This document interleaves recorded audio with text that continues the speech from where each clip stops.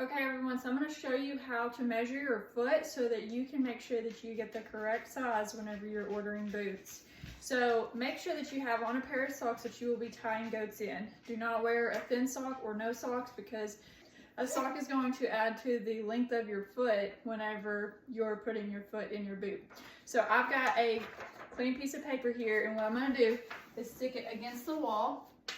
And then what I want to do is step my foot on that piece of paper with my heel at that same starting point against the wall, and I want to stand up straight and tall and try to look forward instead of down, because that little movement can make a difference in how you measure your foot. I suggest that you do this with a person, so have someone use a pencil to mark your foot for you so that it is most accurate. I'm by myself. When I say that, I've got a kid with me, but I don't think that she can really measure my foot right now. So I've got to do this by myself. One thing, if you're having to measure your foot by yourself, is whenever you lean forward, that can take kind of like the heel or the weight of your foot forward, which is going to give you an inaccurate measurement. So just make sure that whenever you do this, your foot stays back and you're not putting weight towards the front of your foot, okay? So whenever I do this, I'm just going to literally go straight down with my pencil, straight down, and mark my foot at my big toe. Mark your big toe. That is the highest or tallest, longest part of your foot. So I have my mark. As you can see, it's right there. So now I'm going to show you what to do with this mark. So the next step is to measure how long your foot actually is in centimeters.